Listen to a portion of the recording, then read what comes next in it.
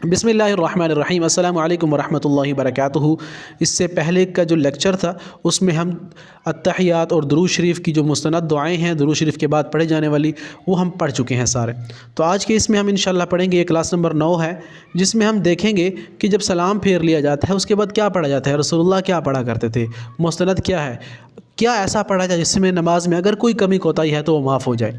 تو سب سے پہلی دعا جو سلام پھیرنے کے بعد آپ پڑھیں، پہلے تو آپ السلام علیکم ورحمۃ اللہ دونوں طرف سلام پھیریں، یعنی السلام علیکم سلامتی ہو علیکم آپ پر، ورحمۃ اللہ اور رحمت نازل ہو، دونوں جانب آپ سلام پھیریں، دائیں جانب پھر بائیں جانب۔ پھر اس کے بعد سلام کے بعد جو دعائیں پڑھی جاتی ہیں ان میں جو بہترین اور مستند ہیں وہ کیا ہیں۔ پہلے دیکھیے گا سلام کے بعد کی دعائیں، اللہ اکبر ایک مرتبہ، یعنی اپنے ماتھے کو ہاتھ رکھتے ہوئے اللہ اکبر کیجئے ایک مرتبہ، پھر اس کے بعد 3 مرتبہ کیجئے استغفر اللہ استغفر اللہ استغفر اللہ۔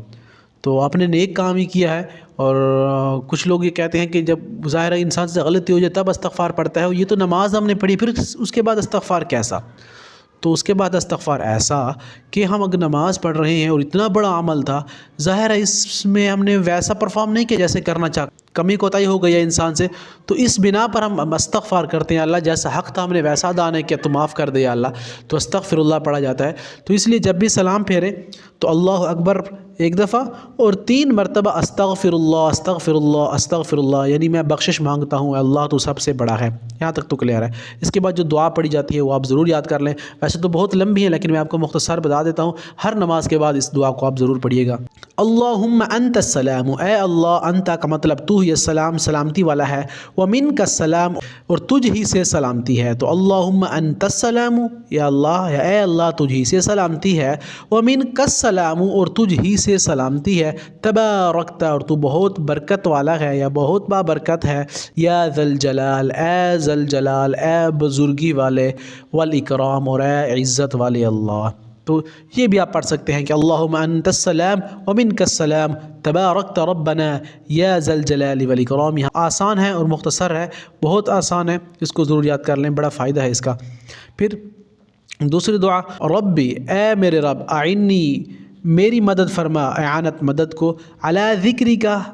اپنے ذکر کرنے پر، و شکری کا اور اپنے شکر کرنے پر، یعنی یا اللہ تیرا شکر ہے تو نے مجھے اس نماز کی توفیق دی، اور پھر یہ بھی کہیں کہ یا اللہ میری اور مدد فرما اپنے ذکر پر و شکر پر،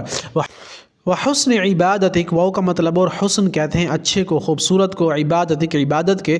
تو اپنے شکر کرنے پر اور اپنی عبادت اچھی طرح کرنے پر یا اللہ تو کیا کر میری مدد فرما۔ یہاں تک اگر آپ یاد کر لیں پھر بھی ٹھیک ہے، یہ 2 دعائیں جو اوپر کی میں نے آپ کو بتا دی اتنی یاد ہو جائیں پھر بھی ٹھیک ہے۔ اگر آپ کے پاس ٹائم ہے، آپ زیادہ اللہ سے قریب ہونا چاہتے ہیں، زیادہ یاد کرنا چاہتے ہیں، تو وہ ایک چھوٹی سی اور بھی یاد کر لیں، لا الہ الا اللہ، نہیں کوئی معبود سوائے اللہ کے، وحدہ وہ واحد ہے، وہ اکیلا ہے، لا شریک کوئی شریک نہیں ہے، لہو اس کا، لہ الملک اس کی بادشاہت میں، کوئی بھی اس کا شریک نہیں ہے اس کی بادشاہت میں، وَلَهُ الْحَمْدُ اور اسی کی تعریف ہے، وَهُوَ عَلَى كُلِّ شَيْءٍ قدیر اور وہ ہر چیز کے اوپر قادر ہے۔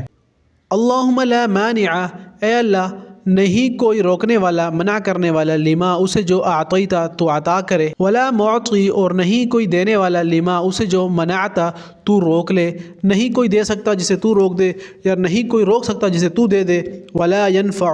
اور نہیں نفع دے گی، ذی الجدی شان والے کو، من کا تیرے عذاب سے، الجد شان ماہو جلال، کوئی بھی کسی کو نفع نہیں دے سکتا یا اللہ جب تک تو نہ چاہے، اور کوئی بھی کسی کو نقصان نہیں پہنچا سکتا جب تک تو نہ چاہے۔ تو یہ مستند دعا ہے، بخاری اور مسلم میں موجود ہے، کم سے کم آپ اس کو ضرور یاد کر لیں، امید ہے آپ اس کو یاد کریں گے انشاءاللہ، اور ہمارے لیے بھی خصوصی دعائیں کریں۔ اللہ سے دعا ہے کہ اللہ تعالی ہمیں سمجھ اور عمل کی توفیق عطا فرمائے۔